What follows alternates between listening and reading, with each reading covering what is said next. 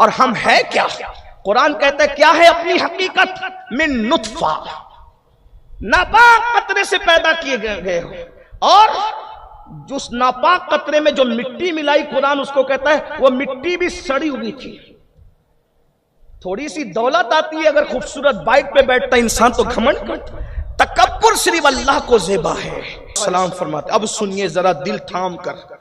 आका अलैहिस्सलाम फरमाते कुछ लोग अब अपनी कब्रों से उठेंगे, शक्ल तो इंसानों ही की होगी उनकी, ध्यान से सुनना, शक्ल उनकी इंसानों की होगी, लेकिन वो जर्रे बेमिकदार का कद लेकर के उठेंगे। जर्रे बेमिकदार मतलब यानी जिस जर्रे की कोई मिकदार ही नहीं होगी, उसका कोई यानी कोई कद नहीं होगा। दिखने में इंसान दिखेगा लेकिन जर्रे बेमिकदार, वो महशर में आएगा और उसको जानवर कुचलेंगे। जर्रे बेमिकदार, सब एक शक्ल पे नहीं उठोगे, इसलिए जरा हिसाब में रहो। अयहसबुल इंसानु अन युतरका सुदा, क्या इंसान ये तसव्वुर करता है कि अल्लाह उससे हिसाब नहीं लेगा? अल्लाह के सच्चे रसूल फरमाते हैं जर्रे बेमिकदार की शक्ल में उठेंगे, जानवर उनको रौंद रहे होंगे, इंसान रौंद रहे होंगे, और इतनी छोटी सी शक्ल लेकर उठेंगे वो लोग, और फिर उनको पकड़ करके मुंह के बल घसीटते हुए जहन्नम की जेल में जो आग की बनी होगी उसमें डाला जाएगा।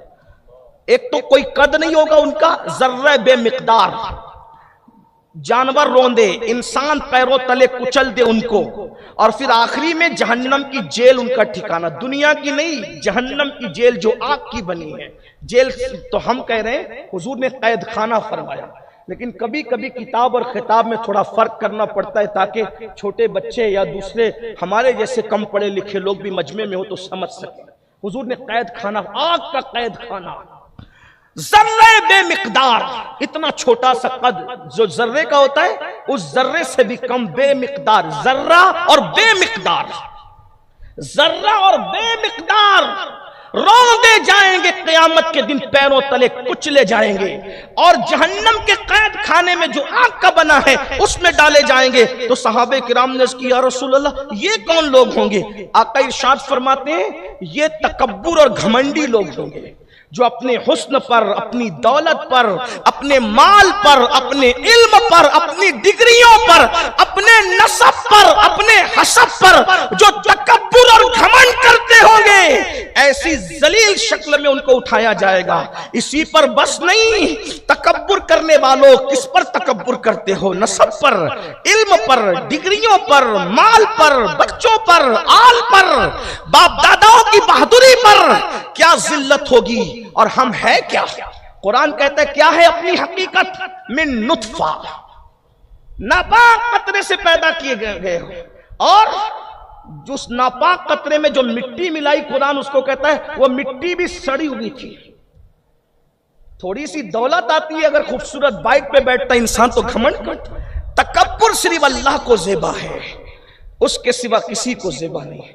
घमंड करने वाले जर्रे बेमिकदार उठेंगे, और नारुल अनियार, नारुल अनियार उनकी गिजा होगी। नारुल अनियार मतलब सड़ी हुई आग, और जहन्नमियों का उबलता हुआ पीप उन घमंडियों को पिलाया जाएगा। थोड़ी दौलत आती है तो गरीबों के साथ बैठने में शर्म आती है, थोड़ा माल आता है तो गरीब रिश्तेदारों का तारुफ कराने में भी शर्म आती है, थोड़ा माल आता है तो मस्जिदों में जाने शर्म आती है, दीनदारों लोगों से दोस्ती करने में शर्म आती। कहा मैं मालदार हूं तो मालदारों के साथ बैठूंगा, क्योंकि मेरा मेयार ये है। मैं पढ़ा लिखा हूं तो पढ़े लिखों के साथ बैठूंगा, मेरा मेयार ये है। मैं आपको मेयार से मना नहीं करता, लेकिन याद रखना हमारा सबसे बड़ा मेयार क्या है? मुस्तफा जान रहमत की गुलामी हमारा सबसे बड़ा मेयार है। मक्के के काफिरों ने कहा था आप तो उन लोगों को लेकर के बैठते हो जिनके जुब्बों से पसीने की बदबू आती है, हम इन गरीबों के साथ क्या बैठे? मुस्तफा जाने रहमत ने फरमाया जो इन गरीबों को नहीं चाहता मैं उसको अपनी महफिल में जगह नहीं देता, इसलिए कि मेरे अल्लाह ने मुझे इनके साथ बैठने का हुक्म अता फरमाया। लेकिन वो गरीब क्या थे?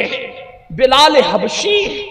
बिलाल हबशी जब कहा गया एक मर्तबा एक हूर ने कहा मैं किसके निकाह में रहूंगी, तो फरमाया मेरे बिलाल के, और ये तो मैं कह रहा हूं, पता नहीं बिलाल ये कबूल भी करेगा कि नहीं। ये उनके मर्तबे, ये उनके रुतबे, ये उनकी अजमतें हैं। इसलिए ईमान बड़ी चीज है। तो घमंडी लोगों को नारुल अनियार, एक तो जर्रा बेमिकदार में, नौजवानों से कहता हूं ये बड़े घमंड में मुब्तला है। थोड़ा सा सफेद चमड़ी वाला चेहरा मिल जाए तो बड़े घमंड में, किसी को न सलाम करना है न इज्जत से मिलना है, और उस पर थोड़ी दौलत आ जाए तो फिर और ज्यादा फिरौनियत है। फिर उस पर बड़े बाप का बेटा हो, थोड़ा सी ताम झाम हो तो फिर उस पर और माज़अल्लाह फिरौनी सोच है। एक मर्तबा ऐसा ही हुआ, इमाम गजाली फरमाते मेरे उस्ताद के सामने एक लड़का बड़ा खूबसूरत था, अकड़ के चल रहा था। एक और इजाफा कर दूं, मालदार है, गोरा चिट्टा है, खूबसूरत है, बाप बड़ा है, और साथ में जिम करके थोड़े से बाजू भी बना लिए हैं, तो फिर और घमंड है। मैं कहता हूं दौलत अल्लाह दे, खूब दे, लेकिन घमंड क्यों करते? अल्लाह को मत भूलो। बड़े बाप के बेटे हो तो भी शुक्र करो ना, मत भूलो।